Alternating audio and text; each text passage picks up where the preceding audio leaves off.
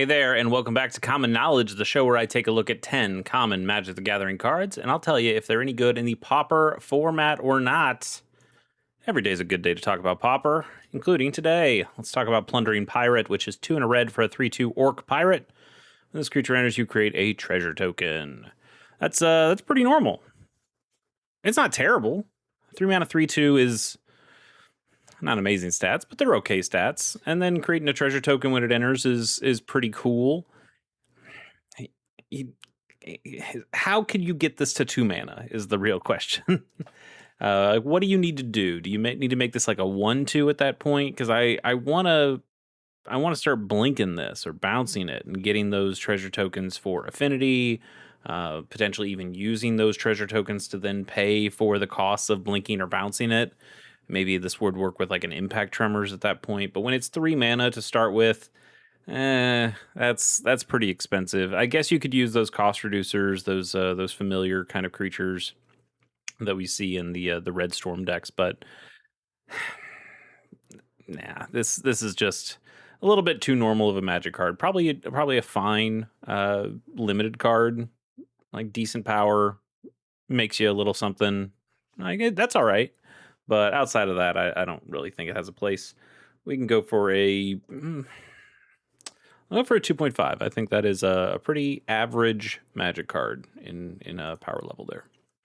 What do we got next? It is Dive Bomber. We've done Dive Bomber before. It was probably like 50 episodes ago, but we have done Dive Bomber, a 3 and a white for a 2/2 flying bird soldier. Tap it, sack it to deal 2 damage to target attacking or blocking creature. I remember saying the sacking part felt really unnecessary, but Onslaught was a time. Great art, but we're not counting this one for our purposes here. Nexus Wardens is 2 and a green for a 1/4 Satyr Archer with reach and Constellation. Whenever an enchantment you control enters, you gain 2 life. All right. For the theoretical enchantments deck that doesn't really exist in Pauper, I mean, we have Bogles, and White Heroic has a lot of enchantments in it, but like I wouldn't call those necessarily enchantment decks. They're aura decks, kind of, which is not exactly the same. But I think you could potentially make an argument this is good enough for some kind of enchantments deck.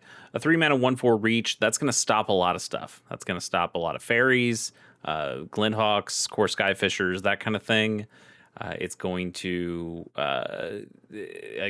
4 toughness itself is just going to be able to block a lot of good stuff on the ground if you need it to. I don't mind any of that stuff. 3 mana for 1/4 feels kind of bad. We get 2 mana 1/4s a decent amount of the time, so I don't love that. But the reach helps, and the Constellation, I think you can proc this enough that it might be worth it. If you play this in maybe like a Golgari shell and can throw down some Hopeless Nightmares afterward, that seems pretty good. That's a 4 life swing at that point, because the Hopeless Nightmare deals 2 damage to the opponent. You gain 2 life from it with the Constellation. That's not bad. I could see this potentially working. Maybe it would be like a sideboard piece to slow down the red decks in your enchantment deck. Maybe you wouldn't need it in the main board, but I don't think it would be the worst thing in the main board either. It is a little slow getting something out at 3 mana and then having to have more enchantments after the fact to be able to play those and get the life gain. The life gain isn't super huge. It's significant, especially when you stack it multiple times. But you've got to get the right cards to be able to do that. And we need like a Glinthawk, but for enchantments, and we don't really have one of those. If we did, I think you might be able to make a decent argument about something like this. But until we do, I'm just not sure it's quite there. I'm going to give this a 2.7, and keep tabs on it, I guess, as more cards get made. I'm pretty sure, and by pretty sure, I mean I am positive that Wizards is not going to make the same mistake with enchantments that they've made with artifacts, where affinity is so crazy in the format. And just generally, I think they've just learned their lesson with affinity from Mirrodin and enchantments. They're not going to allow it to have the same kind of explosive power, and so we're just never going to get. You're not going to get affinity for enchantments as a a theme that would go across a whole set or something. Maybe in a couple cards, but nah. Anyway, decent card. Yeah, I gave it a score, 2.7.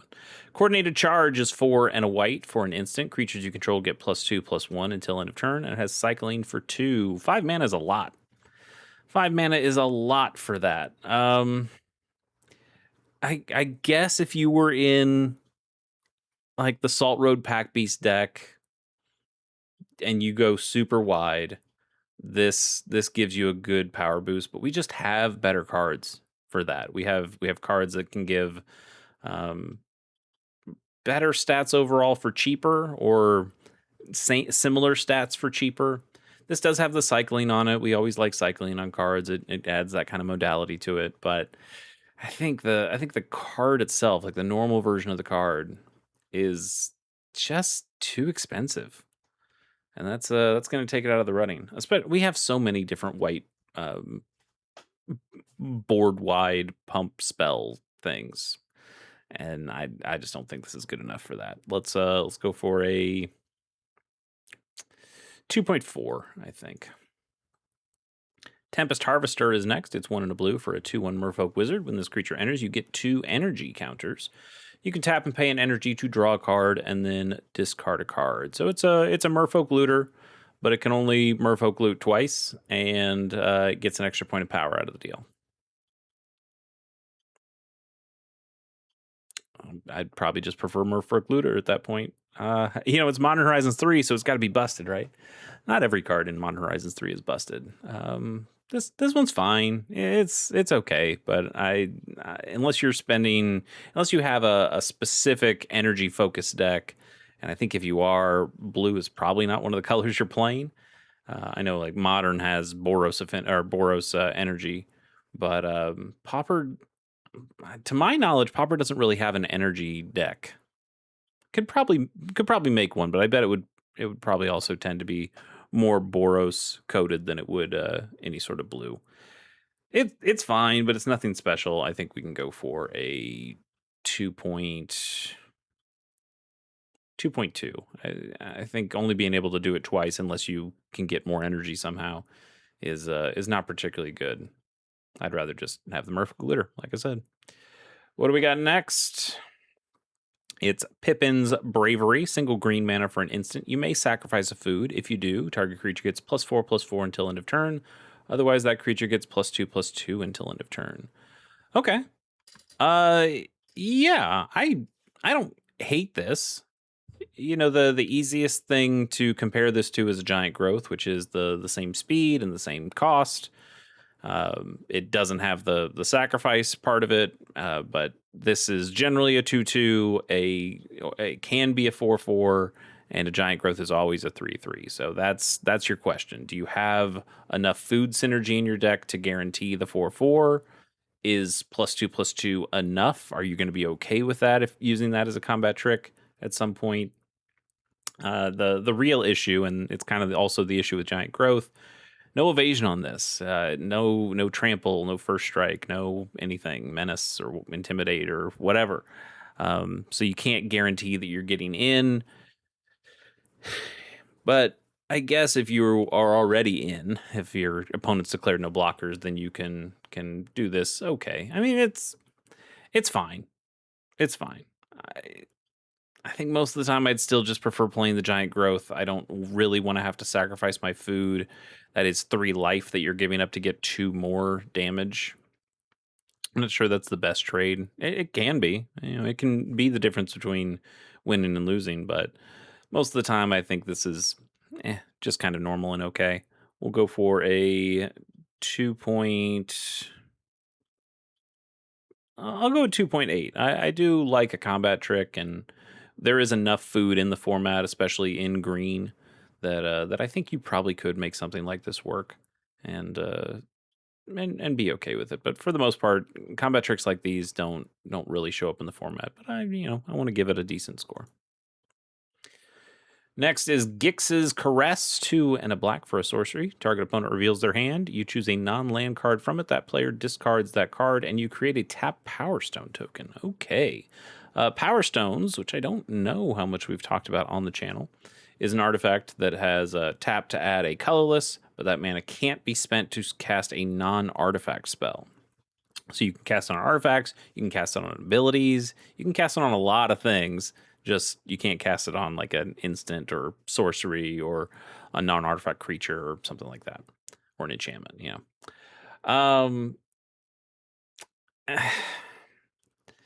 It's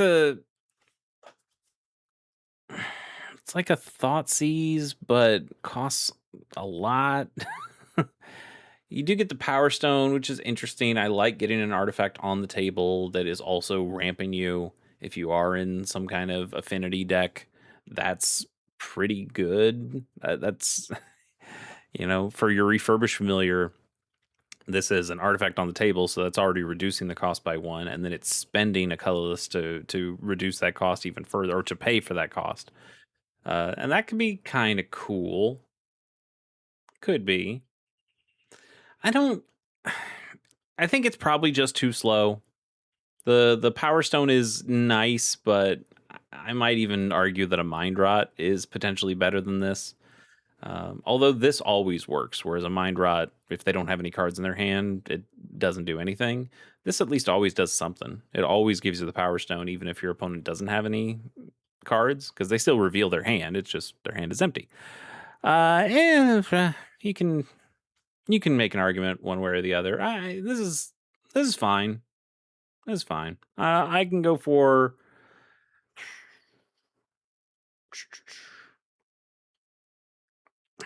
the thing I don't really like about a Thoughtseize that costs 3, or a Duress that costs 3, or a Divest that costs 3 is that at this point in the game, when you're spending 3 mana on it, they might have already used the spells that they wanted to use that you'd want to really stop.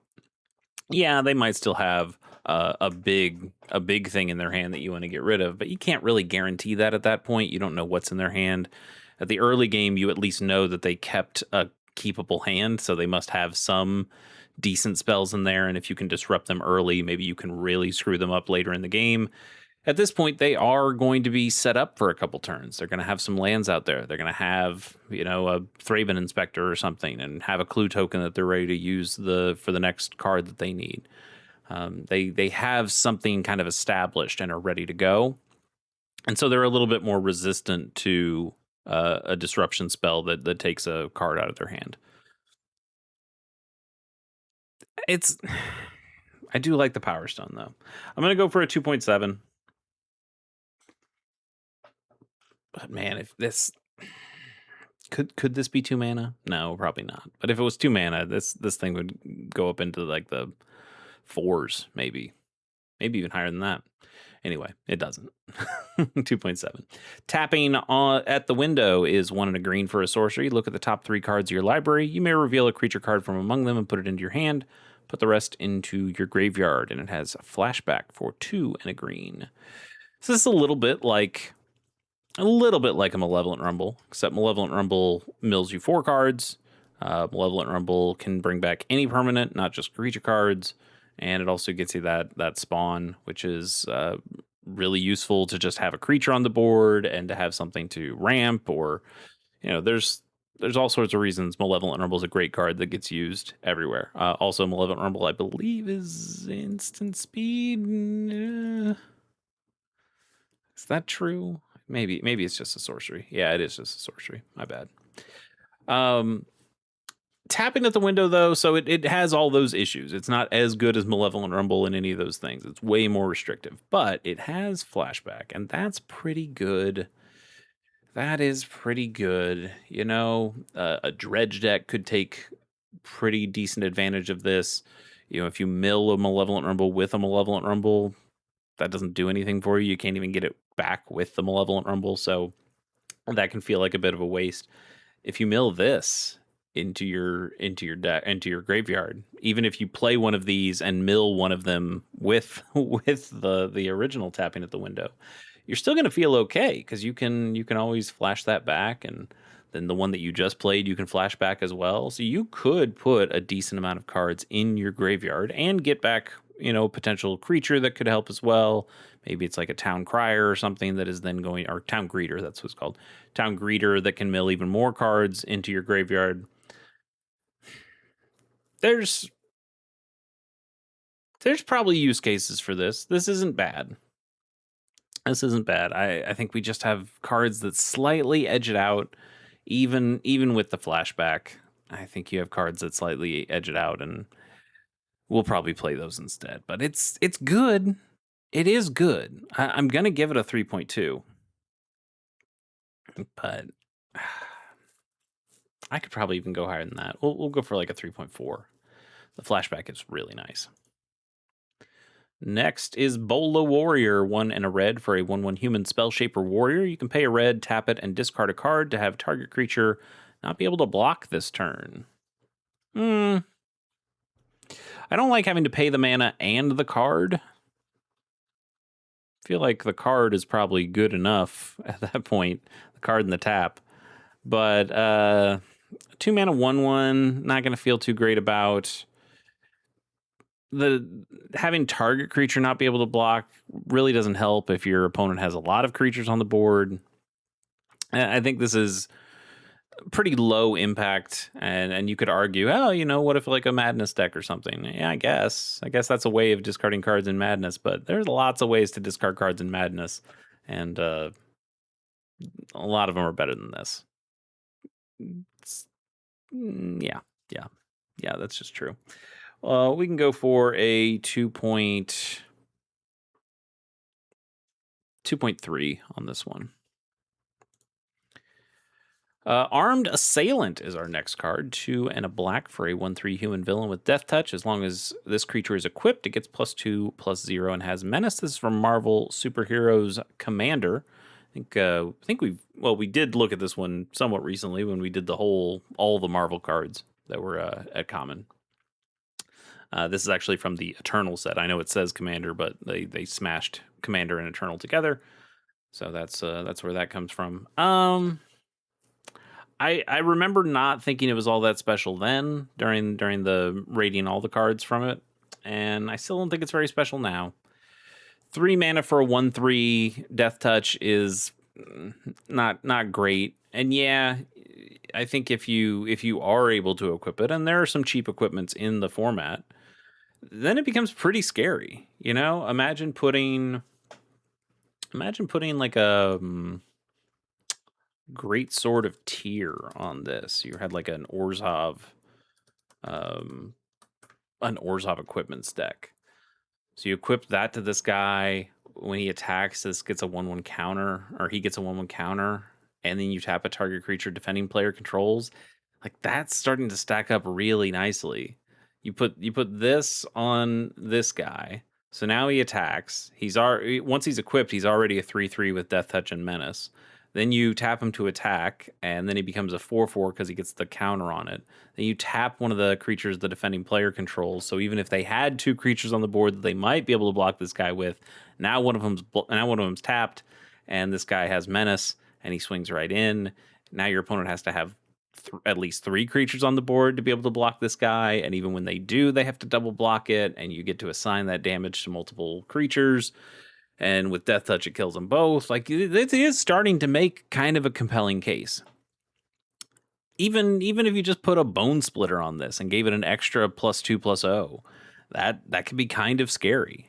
You could put an Inventor's Axe on this guy, flash an Inventor's Axe, attach it to that guy, and that works like a Bone Splitter too, +2/+0. But for this guy's case, it's +4/+0 and Menace. That can be kind of significant. It's 3 mana though. That's really the big issue. 3 mana and no haste, so it is kind of slow, and that's gonna keep your game plan from going on for at least another turn, because you're gonna put this guy out on turn 3, and then you have to either have had the equipment out first and then equip it to it, or you have to play an equipment on the next turn and have enough mana to equip to it. I think that's probably just asking a little too much for the speed that our current Pauper meta has. So I guess I like him more than I liked him before, but I still don't like him all that much. We'll go with a 2.6. Last official card of the day is Miner's Guidewing. I like this card. I've liked it in standard for a bit. Let's see how much I like it for Pauper. Single white mana for a 1/1 bird. It's got flying, it's got vigilance, and when this creature dies, target creature you control explores, which means that you reveal the top card of your library. Put that card into your hand if it's a land. Otherwise, you put a 1/1 counter on that creature and put the card either back on top of your library or you can put it in the graveyard. Explore's pretty good. I like Explore. Potentially puts cards in your hand, and even if it doesn't, it can surveil them give the counter. Like that. That's just a good suite of abilities for a single mechanic. I like that. I also like 1/1 flying vigilant dudes. That's pretty good too. We have a couple of them in the format. There's an angel that does it, and if you want to just a 1-drop angel, which I think that card is pretty cool too. But this being a bird, a little less useful than an angel. But I do like that it has that extra value that you play this early in the game. Maybe it gets in for a couple damage, and then even if at some point it gets taken out, you can still explore onto another creature, potentially put that other card in your hand or make that creature bigger. So I don't mind any of those things. It's probably not quite good enough. It probably would need to be a 1/2 to see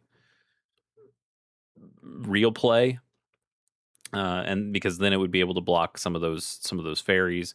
At this point, you swing in with your flying vigilant guy, and they block with their 1/1 flyer, and then you kind of just, I don't know, not as much. Well, I guess something happens, you get to explore, but I'd like to be able to swing in with this guy a little bit more unimpeded, and we're just not quite at a format where I think we can do that. The art's cool. It's a cool card. I really do like the card, but I think for the Pauper format, it's not quite there. We'll go for a 2.9. Yeah, 2.9. Maybe that's me being biased, but I do really like the card. Let's do a bonus card. Finish strong with Dross Hopper, 1 and a black for a 2/1 Phyrexian insect horror. You can sacrifice a creature, and this creature gains flying until end of turn. Free sack outlet. We like free sack outlets. Those are okay. It's a 2/1 for 2, which not amazing stats, but it is can give itself evasion pretty easily.